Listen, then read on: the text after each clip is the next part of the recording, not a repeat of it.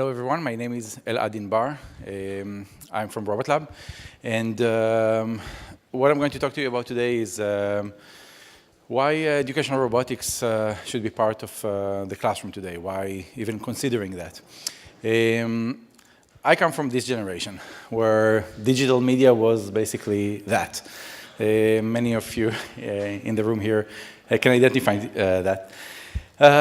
Programs was loaded on cassettes for me. My first computer was Apple II, and this is how I run that and practice my chess skills in order to get into competitions and actually win in that. My childhood hero was Vicky. I don't know how many of you know Vicky? No one. Okay, so this was a TV show. She was a robot, super funny one. Google that if you want. But I had a pretty hard time at school. I didn't really get the math and everything that they tried to teach me because it wasn't relevant. It wasn't interesting. In fact, this is what we see today. When we teach abstract concepts to students, we tend to explain them with a lot of words. What does it mean? But it doesn't go through. Students don't really get that. The reason is that our brain works at roughly 9,000 words per minute pace. This is crazy. If we think about any reading or writing, it's way less than that, right? And I'm going to show you and prove you why our brain is going to work in that rate, and not only that, how much we can retain the information, how much information we can retain when we see something. So if you read a book, for example, within 1 minute, we can read roughly 150, 200 words, and we retain something like 65% of the information. If we see an image for just 1 second, we can retain up to 90% of the information. Sounds crazy? Let me show you. I'm going to show you an image for just 1 second. Okay, so it will be brief, so don't blink. Ready? 1, 2. Now, raise your hand if you can describe what you saw in the picture. Okay, most of us can do that. Keep your hands up if you can describe the tool that was used in the picture. Most of us can still do that. Keep your hand up if you have an opinion about the guy. Is he professional or hobbyist? Safe, dangerous. Some people still have opinions, right? Now, this is something amazing. It would take us roughly 150 words, okay, to describe it in text. Or it will take us 150 words to verbally describe what we saw. Okay, this will take us 1 minute to consume, or 1 second by watching an image. This is something that is mind-blowing when we think about that. And this is not a big surprise when you look at how Twitter compared to Snapchat works. Snapchat, which started way later after Twitter, gets way more snaps than Twitter. Now, Twitter focuses on words, and Snapchat obviously focuses on images, because we are visual creatures, we are visual learners. So in the visual versus words battle, visual wins big time.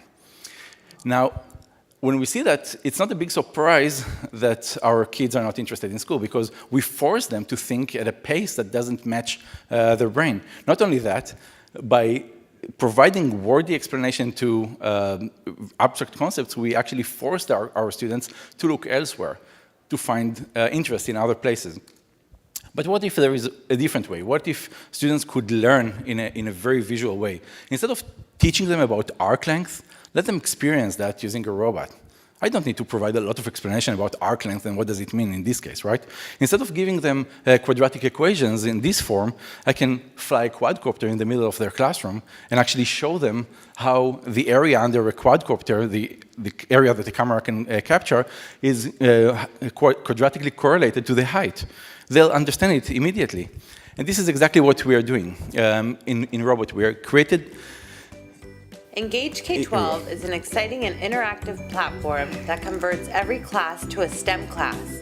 On the platform, you will find hundreds of standard-aligned, robot-themed lessons spanning from language skills to pre-calculus, from coding to 3D printing. The lessons are searchable and can be filtered by age group, subject, before by Robotic Platform. Every lesson offers many interactive tools that upgrade the learning experience into a whole new level. Simulations and lessons allow the students to practice in a safe and error-friendly environment before programming the real robots to make them move and interact. They also allow teachers to assign lessons as a homework, self-paced learning, or as a project-based learning setup, or anywhere when students don't have access to real robots. For just saving the time, I'll cut it and run forward. We are in more than 1,400 schools across the country and in Latin America as well. We're impacting students' life everywhere. We keep hearing from students, I want to learn how to be an engineer, how to work with robotics. And this is something that we keep getting as a feedback from basically everywhere. Our innovation got a lot of recognition from the industry, from the best at the company at Southwest EDU a few years ago, all the way to the best of show that we keep collecting in most of the shows. This is something that we owe our students. We owe them the excitement, the inspiration.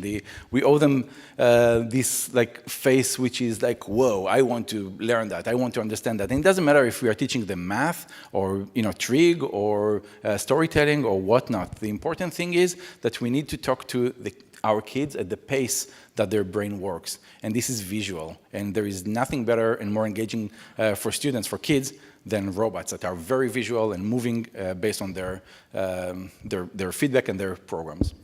And this is me, RobotLab. That's our website if you want to contact, and that's my email address. Thank you very much.